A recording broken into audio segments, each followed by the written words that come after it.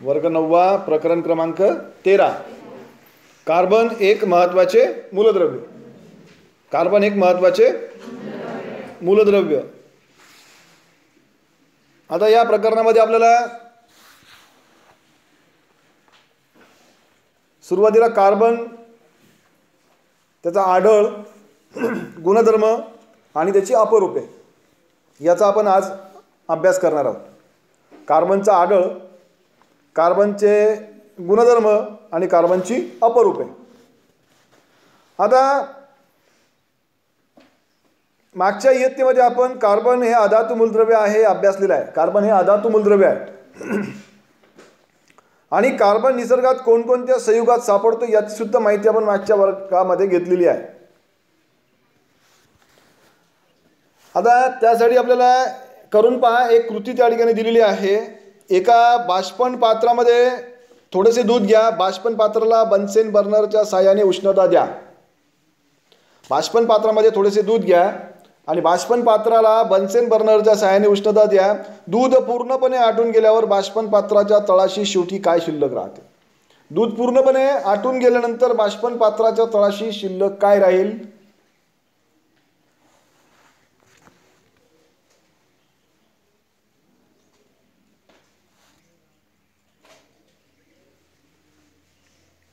एक काळा पदार्थ त्या ठिकाणी शिल्लक राहील. बरोबर आहे? दूध पूर्णपणे आटून गेलं, काय राहील? एक काळ्या रंगाचा पदार्थ त्या ठिकाणी शिल्लक राहील.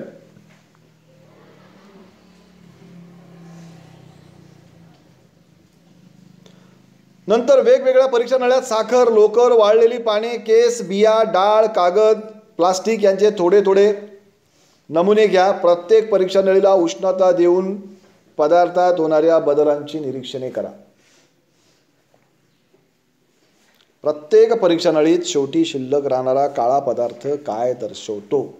तो काळा पदार्थ काय आहे? काय आहे तो काळा पदार्थ? काय आहे? कार्बन. काळा पदार्थ काय आहे? म्हणजे याचा अर्थ हे प्रत्येक पदार्थ आपण जेव्हा त्याला उष्णता दिली, उष्णता दिल्यानंतर त्याच्या शेवटी काळा पदार्थ शिल्लक राहिला.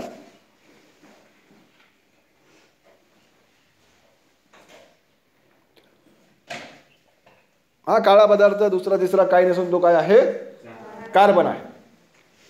आता कार्बन निसर्गामध्ये मुबलक प्रमाणात मिळणारे कार्बन हे मूलद्रव्य मुक्त तसेच संयुगाच्या स्वरूपात आढळते. निसर्गामध्ये मुबलक प्रमाणात आढळते. निसर्गामध्ये मुबलक प्रमाणात आढळणारे आणि मुक्त तसेच संयुगा अवस्थेमध्ये किंवा संयुगाच्या स्वरूपात आढळणारे मूलद्रव्य कार्बन. कार्बन या अधातू मूलद्रव्याच्या विविध गुणधर्मांचा अभ्यास आपण या प्रकरणामध्ये करणार आहोत. कार्बन या मूलद्रव्याच्या विविध गुणधर्मांचा अभ्यास आपण या प्रकरणामध्ये करणार आहोत. तुम्ही सकाळपासून रात्रीपर्यंत दैनंदिन जीवनामध्ये जे पदार्थ वापरतात त्या पदार्थांची, सर्व पदार्थांची यादी करा व त्यातील पदार्थांची खालील तक्त्यांमधील रकान्यामध्ये विभागणी करा.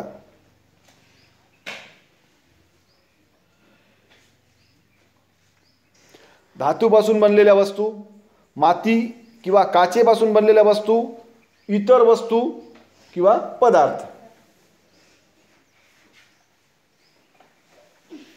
आता धातूपासून बनलेल्या वस्तू काय सांगता येतील तुम्हाला? आपल्या घरामधली जी भांडी आहेत ती भांडी धातूची बनलेली आहेत. तांब्याची बनलेली आहेत, ॲल्युमिनियमची बनलेली आहेत, पितळेची असतील. त्यानंतर आपल्या घरामध्ये असलेला टेबल असेल तो लोखंडाचा बनलेला आहे. खुर्ची असेल ती खुर्ची लोखंडाची बनलेली असते.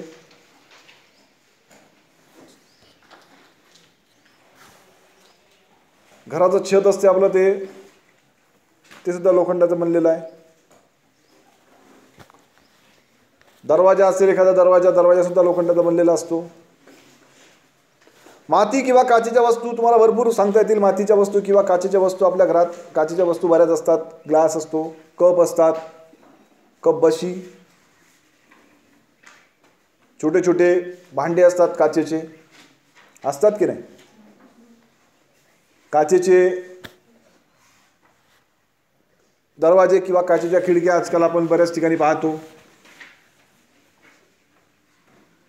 चष्मा, काचेचा बनले, चष्म्याला काच असते. म्हणजे अशा अनेक वस्तू आपल्याला सांगता येतील. माती आणि मातीच्या वस्तू भरपूर आहे आपल्या घरामध्ये बनलेल्या असतात की नाही. आपल्या घरामध्ये माठ, थंड पाण्यासाठी आपण माठ वापरतो. छोटी छोटी बोळकी मातीची बनलेली आहेत.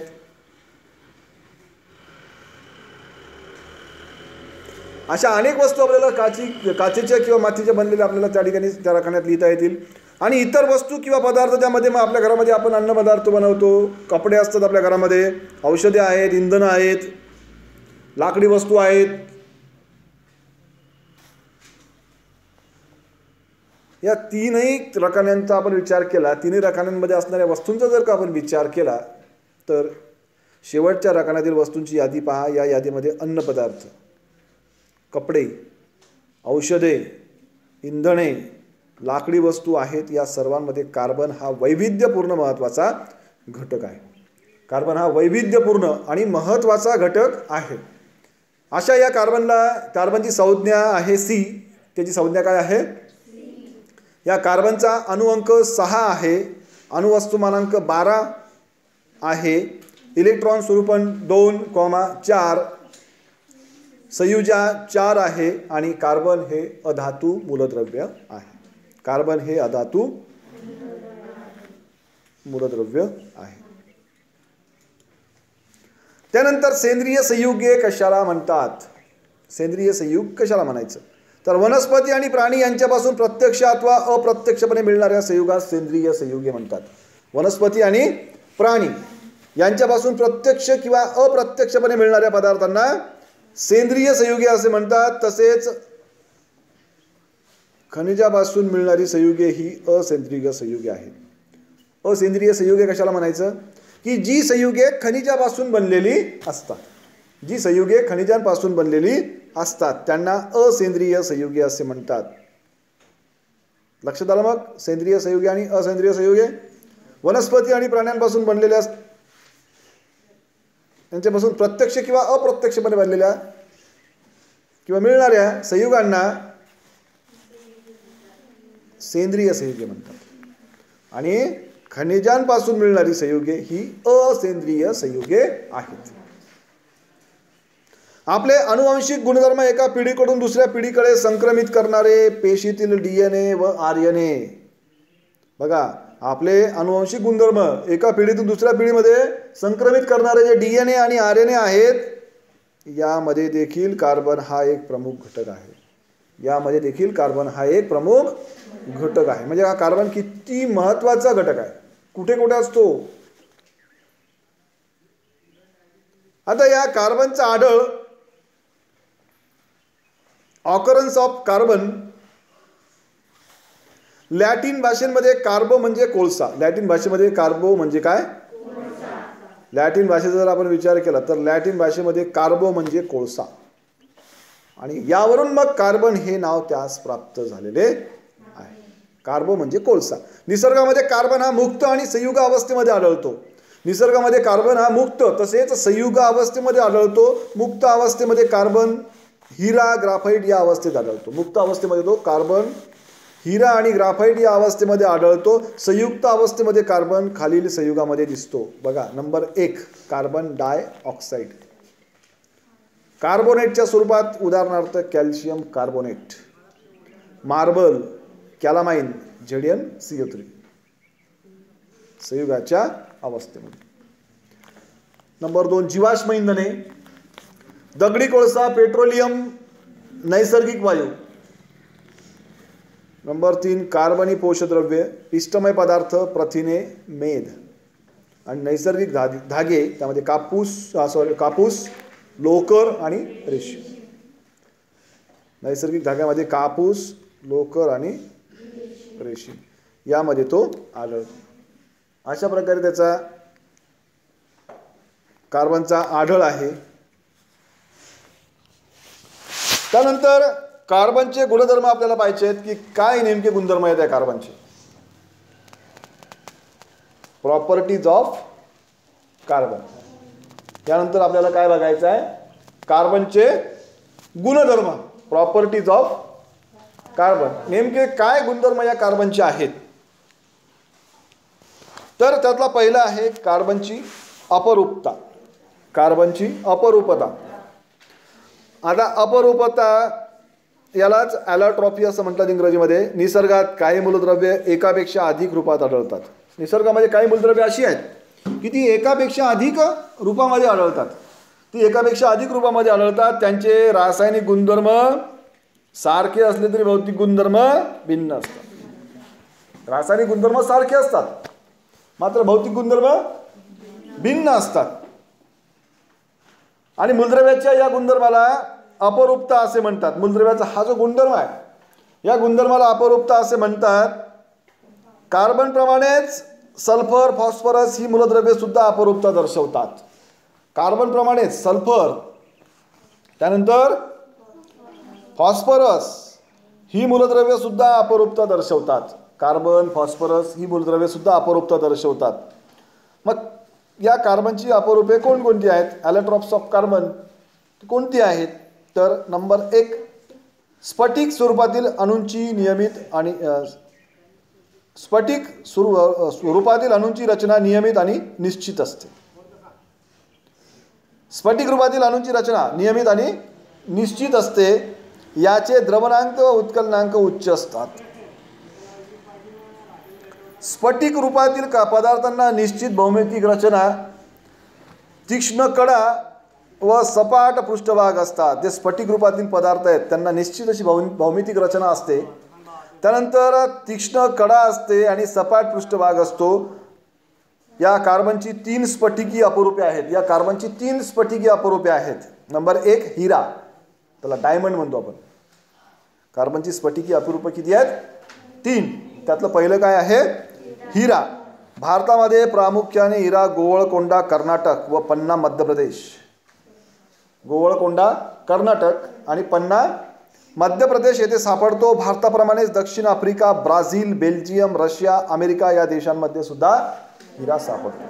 बघा, भारताप्रमाणेच दक्षिण Africa, Brazil, Belgium, Russia, America या देशांमध्ये सुद्धा हिरा सापडतो.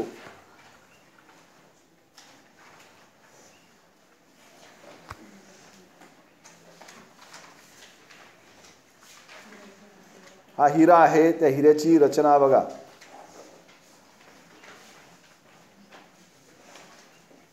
म्हणजे हिऱ्याची ही रचना आहे.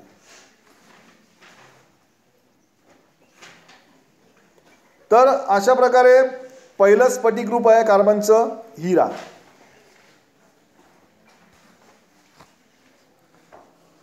आता या हिऱ्यामध्ये त्या हिऱ्याची रचना बघा.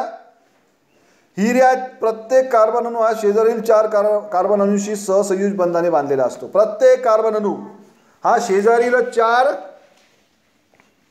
कार्बन अणूंशी सहसंयुज बंधाने बांधलेला असतो. बघा, या हिऱ्यातील कार्बन अणूंची रचना बघा. तो प्रत्येक कार्बन अणू त्या ठिकाणी तो गोल चेंडूसारखा आपल्याला त्या ठिकाणी दिसतो का? तो प्रत्येक कार्बन अणू आहे आणि तो शेजारील 4 कार्बन अणूंशी जोडलेला आहे का? तो बघा, दिसतो का तुम्हाला? कोणताही एक घ्या तुम्ही, तो 4 याला जोडलेला आहे.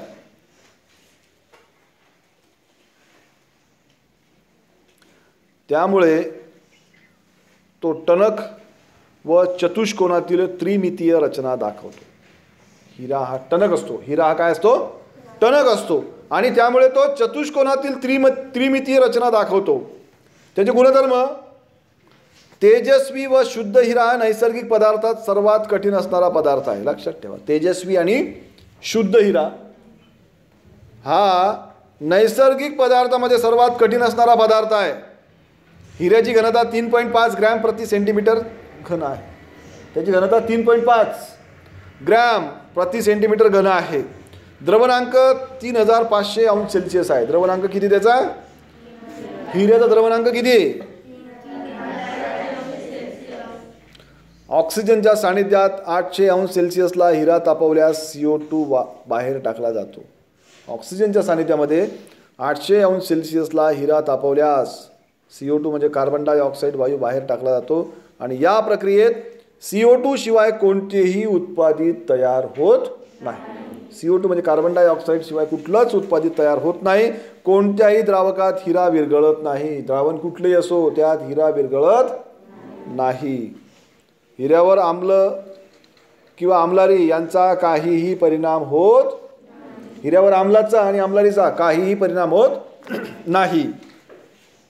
हिरा विद्युत दुर्वाहक असतो. हिरा हा विद्युत दुर्वाहक असतो कारण त्यात मुक्त इलेक्ट्रॉन नसतात. हिऱ्यामध्ये मुक्त इलेक्ट्रॉन नसतात. हिरा हा विद्युत दुर्वाहक आहे. हिऱ्याचे उपयोग काच कापण्यासाठी व खडकाला छिद्र पाडण्याच्या उपकरणामध्ये हिरे वापरतात. काच कापण्यासाठी हिरकणीचा वापर करतात.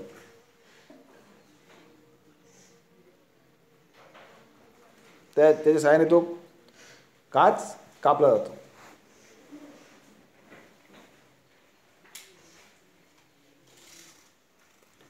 त्या काच कापण्यासाठी हिऱ्याचा उपयोग केला जातो आणि खडकाला छिद्र पाडण्याच्या उपकरणात हिरे वापरतात. खडकाला छिद्र पाडण्यासाठी हिरे वापरतात. अलंकार तयार करण्यासाठी हिऱ्याचा उपयोग होतो. अलंकार तयार करण्यासाठी हिऱ्याचा उपयोग होतो. अलंकार म्हणजे दागिने. माहिती आहे तुम्हाला, हिऱ्याचे दागिने असतात त्याला डायमंड ज्वेलरी असं म्हणतात. या अलंकार निर्मितीमध्ये हिऱ्याचा उपयोग होत असतो. डोळ्याची शस्त्रक्रिया करण्याच्या उपकरणांमध्ये हिऱ्याचा वापर करतात. डोळ्याची शस्त्रक्रिया करणे, डोळ्याचं ऑपरेशन करण्यासाठी हिऱ्याचा उपयोग केला जातो. त्याच्या उपकरणामध्ये हिऱ्याचा उपयोग केला जातो. त्यानंतर हिऱ्याच्या भुकटीचा वापर दुसऱ्या हिऱ्यांना चकाकी देण्यासाठी करतात. एखादा हिरा चमकवायचा आपल्याला, त्याला चकाकी द्यायची आहे तर एका हिऱ्याची पावडर घेऊन ती त्याच्यावर घासली जाते आणि त्याच्यापासून त्या हिऱ्याला चकाकी दिली जाते.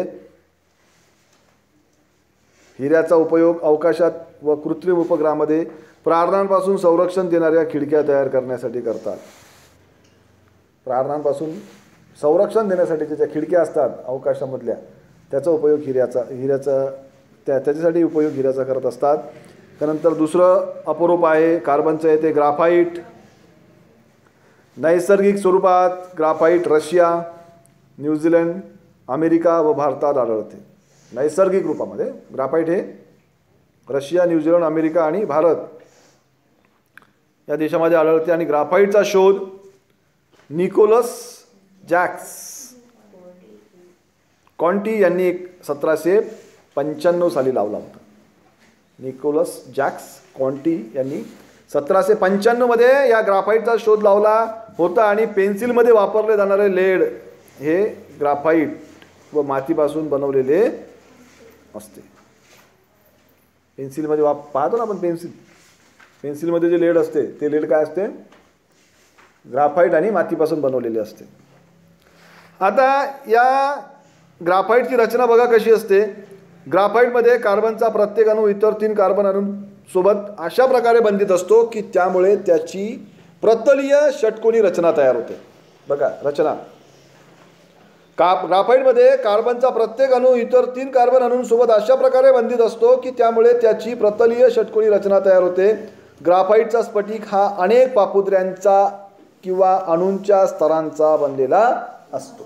ग्राफाईटचा जो स्फटिक असतो तो अनेक थरांचा म्हणजे स्तरांचा आणि पापुद्र्यांचा बनलेला असतो. दाब दिल्यास ग्राफाईटचे हे स्तर एकमेकांवर घसरतात. ग्राफाईटच्या एका पापुद्र्याला ग्राफीन म्हणतात. ग्राफाईटच्या एका पापुद्र्याला काय म्हणतात, ग्राफीन म्हणतात. एक पापुद्रा त्याला काय म्हटलं जातं, ग्राफीन. अशा प्रकारे ग्राफाईट बघा या ठिकाणी आकृतीत आपल्याला दिसतंय.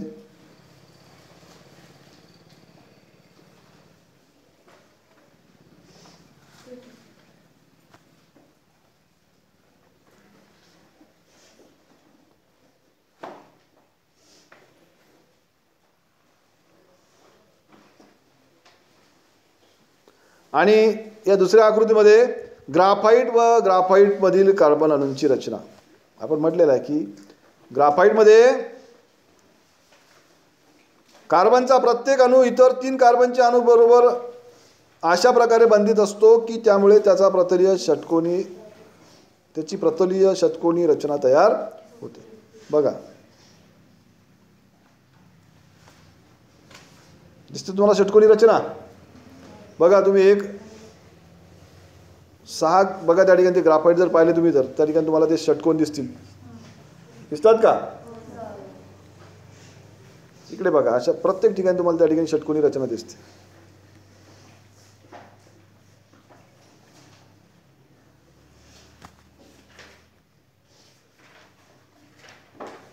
ग्राफाईट व ग्राफाईटमधील कार्बन अणूंची रचना.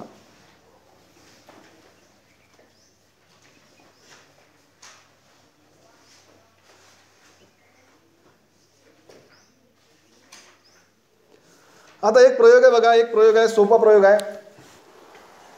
त्यासाठी साहित्य दिलेलं आहे. पेन्सिल, विद्युत वाहक तारा, बॅटरी किंवा सेल, लहान बल्ब, पाणी, रॉकेल, परीक्षा नळ्या, पेन्सिलच्या आतील लेड इत्यादी. काय करायचं आहे? पेन्सिलमधील लेड काढा. पेन्सिलमधील लेड काढायचं व तिच्या हाताला होणारा स्पर्श अनुभवा. तिचा रंग कसा आहे तो पहा आणि लेड हाताने तोडून बघा. तोडता येते का आपल्याला? तोडता येते. तोडता येते. पेन्सिलमधलं जे लीड असतं, आपण जर पेन्सिलवर थोडा भार जरी दिला तर ते तुटून जाते. तुटते की नाही?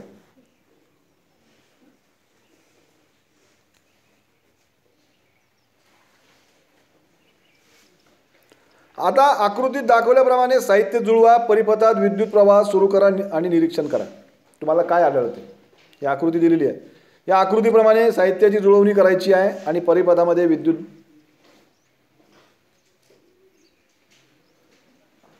प्रवाह सुरू करायचा आहे. प्रवाह सुरू केल्यानंतर निरीक्षण करा. तुम्हाला काय आढळते?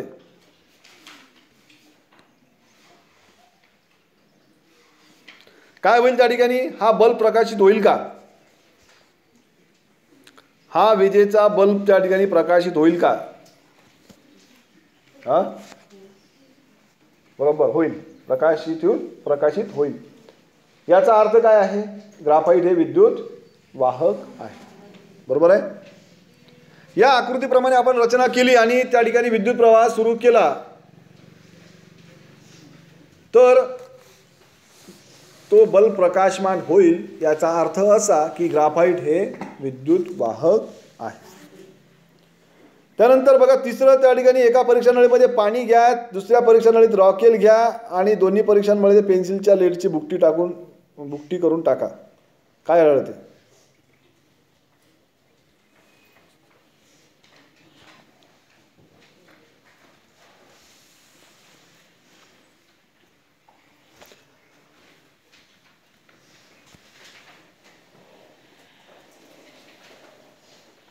ग्राफाईटचे गुणधर्म. निसर्गात सापडणारे ग्राफाईट काळे, मऊ, ठिसूळ व गुळगुळीत असते. निसर्गात सापडणारे जे काही ग्राफाईट असते ते ग्राफाईट काळे, मऊ, ठिसूळ व गुळगुळीत असते. ग्राफाईटमध्ये आतील संपूर्ण स्तरात मुक्त इलेक्ट्रॉन फिरत असतात, म्हणून हे विद्युत सुवाहक आहे. ग्राफाईट हे विद्युत सुवाहक आहे. आपण सुरुवातीलाच पाहिला था की ग्राफाईटमध्ये आतील संपूर्ण स्तरामध्ये मुक्त इलेक्ट्रॉन फिरत असतात आणि मुक्त इलेक्ट्रॉन असल्यामुळे ग्राफाईट हे विद्युत सुवाहक आहे. थरांच्या रचनेमुळे कागदावर उमटण्याची क्षमता यात असते. त्याच्यावर थर असतात. थरांच्या रचनेमुळे ते कागदावर उमटते. ग्राफाईटची घनता 1.9 ते 2.3 ग्रॅम प्रति सेंटीमीटर घन इतकी आहे. ग्राफाईटची घनता 1.9 ते 2.3 ग्रॅम प्रति सेंटीमीटर घन इतकी आहे. ग्राफाईट हे बहुतांश द्रावकात विरघळत नाही. ग्राफाईट हे बहुतांश द्रावकामध्ये विरघळत. ग्राफाईटचे उपयोग. ग्राफाईटचा उपयोग वंगण तयार करण्यासाठी करतात. ग्राफाईटचा उपयोग वंगण तयार करण्यासाठी करतात. कार्बन इलेक्ट्रोड तयार करण्यासाठी ग्राफाईटचा वापर करतात. कार्बनचे इलेक्ट्रोड सुद्धा तयार करण्यासाठी या ग्राफाईटचा वापर करतात. त्यानंतर तुम्हाला परिचित असलेला ग्राफाईटचा वापर लिहिण्याच्या पेन्सिलमध्ये केला जातो. बरोबर आहे. या ग्राफाईटचा वापर लिहिण्याच्या पेन्सिलमध्ये केला जातो. त्यानंतर रंग, पॉलिश यांच्यातही ग्राफाईटचा वापर करतात. रंगामध्ये, पॉलिशमध्ये यांच्यामध्ये सुद्धा ग्राफाईटचा वापर करतात. त्यानंतर खूप प्रकाश देणाऱ्या आर्क लॅम्पमध्ये ग्राफाईट वापरतात. जे खूप प्रकाश देणारे आर्क लॅम्प असतात, या आर्क लॅम्पमध्ये ग्राफाईट वापरतात. त्यानंतर नंबर 3, तिसरं अपरूप आहे कार्बनचं, फुलरिन. आता फुलरिन हे कार्बनचे अपरूप निसर्गामध्ये कमी प्रमाणात सापडते. फुलरिन हे कार्बनचं अपरूप जे आहे, हे कार्बनचं अपरूप निसर्गामध्ये कमी प्रमाणात सापडते. फुलरिन काजळीमध्ये, ताऱ्यांच्या आदल्यामधल्या जागातील ढगांमध्ये तसेच भूगर्भाची बांधणी होतानाच्या बदल्या जागेत सापडते. बकमिन्स्टर फुलरिन. बकमिन्स्टर फुलरिन C60 हे फुलरिनचे पहिले उदाहरण आहे. बकमिन्स्टर फुलरिन C60 हे फुलरिनचे पहिले उदाहरण आहे.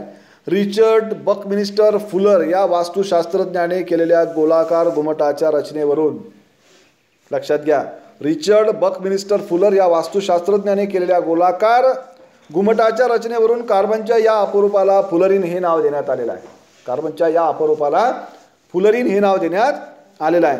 C60 या फुलरिनच्या कार्बनी अपरूपाच्या शोधासाठी, बघा, C60 या फुलरिनच्या कार्बनी अपरूपाच्या शोधासाठी हेरॉल्ड क्रोटो, रॉबर्ट कर्ल आणि रिचर्ड स्मॉली यांना 1996चे रसायनशास्त्राचे नोबेल पारितोषिक देण्यात आले आहे.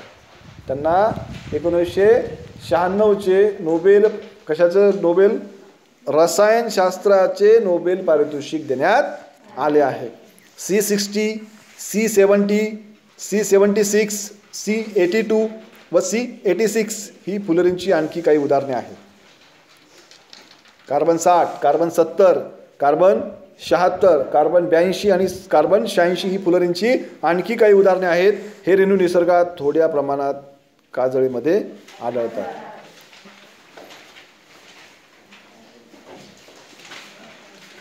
या फुलरिनचे गुणधर्म बघा. फुलरिनचे रेणू बकीबॉल, बकी ट्यूब्स या स्वरूपात आढळतात. फुलरिनचे रेणू असतात हे बकीबॉल आणि बकी ट्यूब्स या स्वरूपात आढळतात. एका फुलरिनचे रेणू साधारणतः 30 ते 900 कार्बन अणू असतात. एका फुलरिनच्या रेणूमध्ये साधारणतः 30 ते 900 कार्बन अणू असतात. फुलरिन कार्बनी द्रावकांमध्ये द्रावणीय असते. फुलरिन हे कार्बनी द्रावकामध्ये द्रावणीय असते. उदाहरणार्थ कार्बन डायसल्फाइड व क्लोरोबेन्झिन. फुलरिन कार्बनी द्रावकामध्ये द्रावणीय असते. उदाहरणार्थ कार्बन डायसल्फाइड व क्लोरोबेन्झिन. याचा उपयोग, फुलरिनचा उपयोग विसंवाहक म्हणून करतात. फुलरिनचा उपयोग कुठे करतात? विसंवाहक म्हणून करतात. त्यानंतर नंबर 2, जलशुद्धीकरणात फुलरिनचा उत्प्रेरक म्हणून वापर करतात. जलशुद्धीकरण ज्या ठिकाणी असते, जलशुद्धीकरण केंद्र, जलशुद्धीकरणामध्ये फुलरिनचा उत्प्रेरक म्हणून उपयोग करतात किंवा वापर करतात. आणि एका ठराविक तापमानाला फुलरिन अतिवाहकता हा गुणधर्म दाखवतो. एका ठराविक तापमानाला फुलरिन हा अतिवाहकता हा गुणधर्म दाखवतो. अशा प्रकारे ही कार्बनची स्फटिकी अपरूपे होती. अस्फटिकी अपरूपे आपण पुढच्या व्हिडिओमध्ये बघू. ठीक आहे, लक्षात आलं का?